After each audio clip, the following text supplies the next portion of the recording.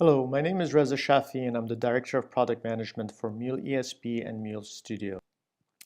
In this short video, I'm going to demonstrate some of the new DataMapper enhancements that are available as part of the Mule 3.4 early preview release. I have here in Studio a flow that begins with an HTTP endpoint, then uses the Twitter Cloud Connector to obtain my Twitter information. The flow then places the content into a file that will be consumed by a legacy system. Now, assume that this legacy system accepts a fixed width file. If that is the case, then my flow here will not work because I'm placing the message as is on the file system without first converting it into a fixed width file. Let's go through the new DataMapper features that will allow us to solve this problem. First, let me look for DataMapper node and place it into the flow. Let me create a mapping.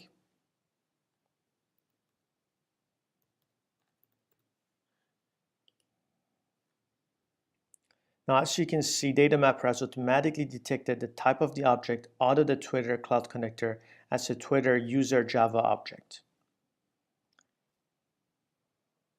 Now I can go ahead and select the type of the output to be fixed width. This is a new data type that we're introducing in Mule 3.4. As you can see, I can generate the structure of my fixed width file either by using an example file or by defining it manually through the user-defined option.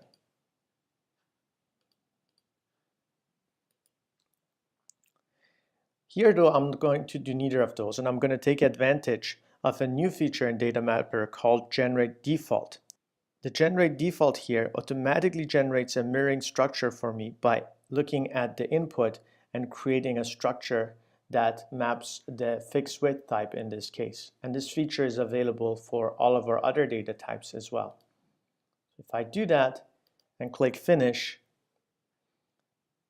I'll see that DataMapper has automatically detected the incoming Java structure and created an outgoing fixed width structure for me that mimics the incoming structure and has already done all of the mapping for me because all of the fields are matching. So here what I've really done is transform the data type of the message from a Java object to a fixed width all through a few simple clicks.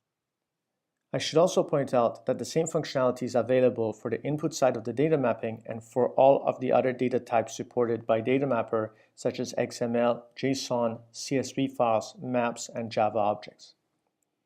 Let's say now that I wasn't quite satisfied with the automated definition of the structure. What I can do is to modify the output by very easily adding and removing fields. So let me go ahead and do that.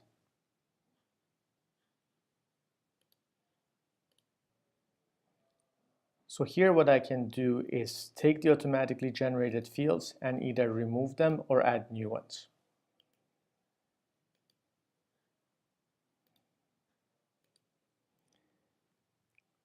As a final step in this demo, let me walk you through one last feature. Let's assume that within my transformation, I wanted to look up the name I received from my Twitter query in my employee database to obtain their employee ID. I can do this using the new flowref lookup feature of DataMapper. I start by creating a new flow that does the lookup for me.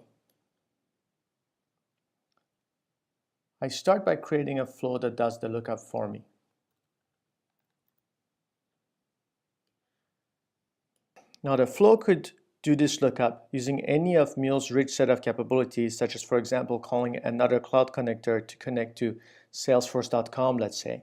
However, for the sake of example, I'm going to make the flow use a simple Java component that returns a fixed employee object.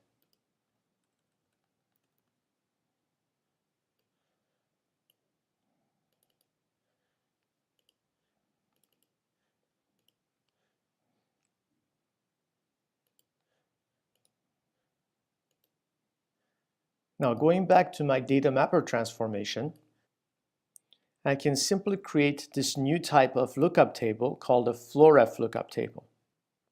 And in here, I can reference the flow that I just created.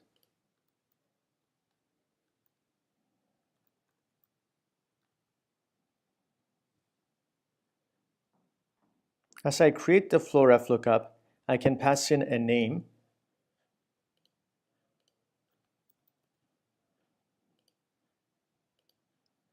and specify that I want to receive the employee number as the output.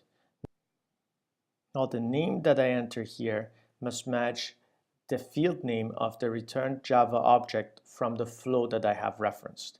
And I can enter multiple fields if I would like to. After that, all I have to do is to map the number, the employee number field of my lookup to any of the target field of my mapping. In here, I'll specify the fact that the employee name is obtained through the payload. And now I have a mapping which uses the new flow ref lookup to make a call to another flow, obtain the employee number, and map it to the ID field within my mapping. Now, as you can see, I would have to have an extra step here that converts the string type to a long type in order to complete the mapping. This brings this demonstration of the new DataMapper enhancements features to an end. You can go ahead and download the early preview version of Studio that I just demonstrated at mulesoft.org/download.